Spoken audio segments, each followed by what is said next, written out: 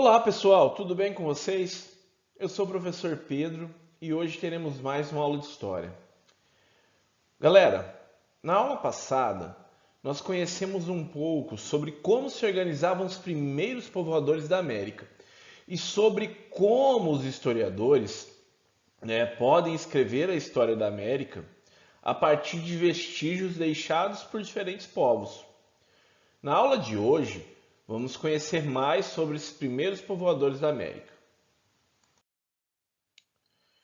Para que vocês possam acompanhar aí da casa de vocês, peço que abram a apostila, o caderno 2, na página 148. Estamos no módulo 9. Hoje vamos começar o tópico A América dos Aztecas, Maias e Incas, ok?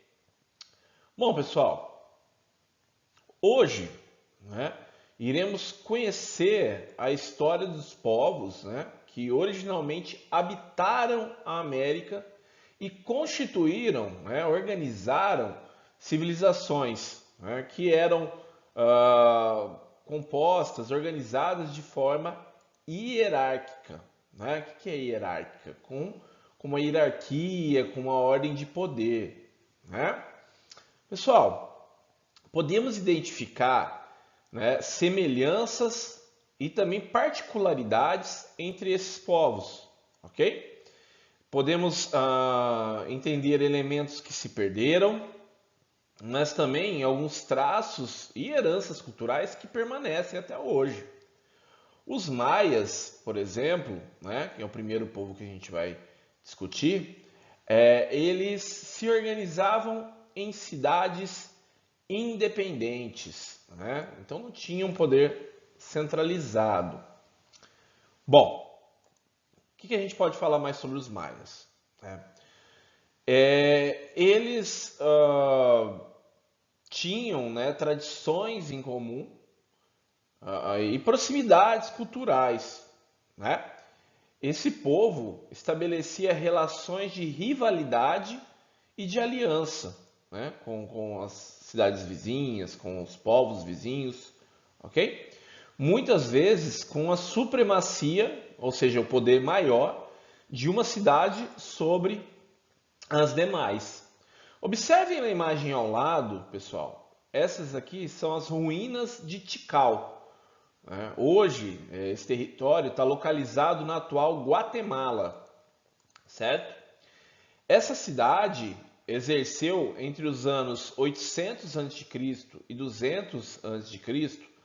domínio e influência sobre povoados, vilas e outras cidades.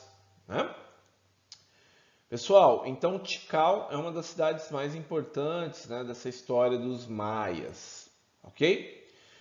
Estudos arqueológicos apontam que Tikal, que era o maior centro urbano maia conhecido até hoje, chegou a ter cerca de 50 mil habitantes. Na área central dessa cidade existiam templos, praças, palácios edificados com sofisticação técnica, com sofisticação artística. Nos templos, pessoal, o que era realizado nos templos? Sigam aqui comigo. Eram realizados sacrifícios em oferenda aos deuses e outras cerimônias eram realizadas nos templos.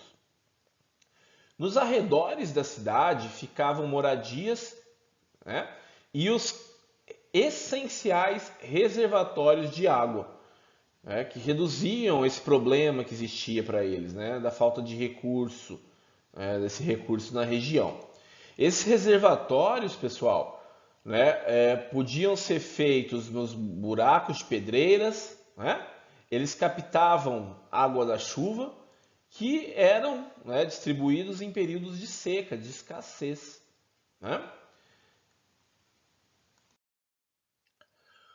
Para ampliar as áreas de cultivo agrícola, eles construíam terraços, canais de irrigação e também sistemas de drenagem para áreas que eram muito alagadas.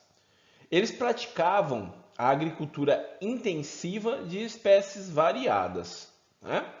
a produção era destinada à subsistência. O que é subsistência mesmo, pessoal? Né, para o consumo próprio. Então, as vilas, os povoados, eles produziam para a sobrevivência. Mas também o excesso que sobrava, eles usavam para o comércio, ok? E para pagarem os tributos, os impostos, né? Eles pagavam com esses produtos, ok? Pessoal, como suporte para a escrita, os maias usavam murais de parede, monumentos de pedra e as chamadas estelas, né, que são placas de pedra, madeira ou louça, ok? Mas também utilizavam utensílios como vasos e livros feitos de papel de casca de árvores, né? Mas era menos comum. Observem aqui ao lado, né, na primeira imagem, aqui temos essa forma escrita, né, dos maias, né? Então são figuras, são imagens. Os registros maias, né, então eles calculavam sempre davam entrada de impostos, né, a partir dessa escrita, dessa forma de escrita, né? Esses registros maias incluíam dados sobre os governantes, sobre as famílias, sobre guerras, cerimônias religiosas, né? E sobre os impostos, como eu disse agora há pouco. O sistema de escrita maia permitia expressar toda a língua, né, desse povo, com o uso de símbolos variados, ok? Percebam aqui na imagem ao lado que são diferentes os símbolos que eles utilizavam. Então, pessoal, inclusive essa imagem aqui ao lado é em uma das chamadas estelas, né? Estela maia do sítio arqueológico em Tikal, ok? Então esse hieróglifo é datado do século, né? Do século V depois de Cristo. Então é posterior, né?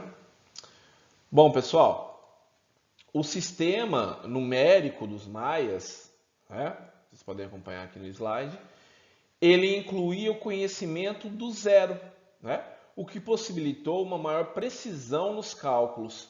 Eles eram fascinados em relação aos astros e construíram vários observatórios, o que resultou em conhecimento da astronomia, que orientava a elaboração de calendários, né? Como o calendário da imagem ao lado. Percebam que essa imagem de baixo é o calendário maia. Tá? Ele é um calendário solar que representa 365 dias, ok? E influenciava bastante na agricultura, né? Ajudando a definir o melhor período para o plantio e também para a colheita. O calendário também servia para datas religiosas, né? Para marcar então os períodos das cerimônias religiosas. Esse calendário, pessoal, ele tem um anel exterior de glifos, né, que são essas figuras, percebam, também diferentes, né, figuras, que representam, cada uma destas, representam os meses, né? Cada dia é representado por um número no mês seguido pelo nome do mês. É um pouquinho complicado, né? Então cada dia representado por um número no mês, seguido pelo nome do mês, certo? Cada glifo, ou seja, cada imagem, representa uma personalidade associada àquele mês, né? Pessoal, vale destacar também, além de todos esses avanços, na organização da sociedade maia, nós temos que apontar que as mulheres, elas dedicavam-se às atividades domésticas, aos cuidados com as crianças e aos trabalhos manuais, ok? Então nós temos uma sociedade que se organizava, né, e que estava se desenvolvendo na história.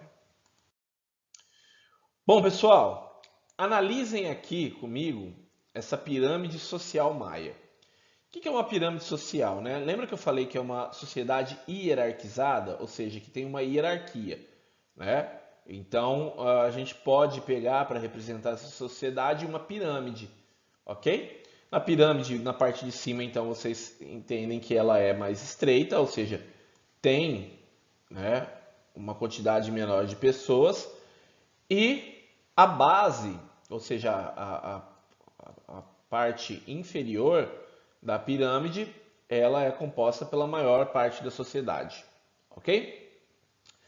No topo dessa pirâmide, nós temos o soberano, ok? Um líder maior dessa sociedade maia.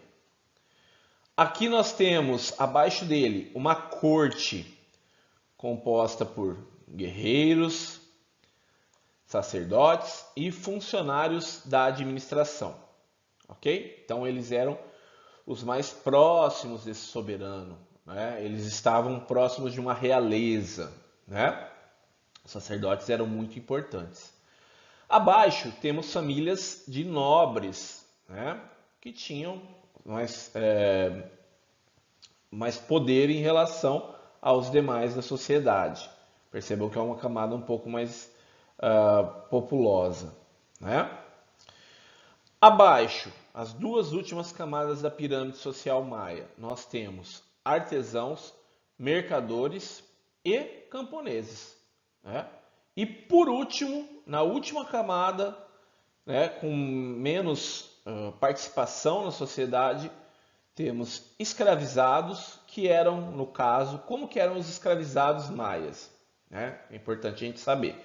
Eles eram prisioneiros de guerra ou se tornavam escravos por dívidas, né? Então, quem não pagava os impostos, né, para o Estado maia era, então, passava para a condição de escravo, ok? Então, é dessa maneira que essa sociedade hierarquizada se organizava, né, entre os maias, ok? Vocês podem acompanhar esse quadrinho, essa pirâmide, na página 150, certo? Bom, pessoal, estamos encerrando a aula de hoje, né? Ao fundo temos um mural, né? Um mural sobre a sociedade asteca, né? Que será assunto da nossa próxima aula. Na aula de hoje, nós estabelecemos então as características, né? Como se organizava na política, como era a organização econômica, social e cultural dos maias, certo? Então, nós iremos na próxima aula continuar esse assunto, certo? Falaremos sobre os astecas, os incas, certo? Que se desenvolveram então, né, civilizações que se desenvolveram aqui na América do Sul, ok? Bom, espero que tenham gostado da aula. Acima está meu contato, caso tenham dúvidas, certo? Bons estudos, muito obrigado e até a nossa próxima aula. Reforçando, pessoal, muito importante vocês realizarem as atividades que são enviadas semanalmente, ok? Um abraço a todos, boa semana.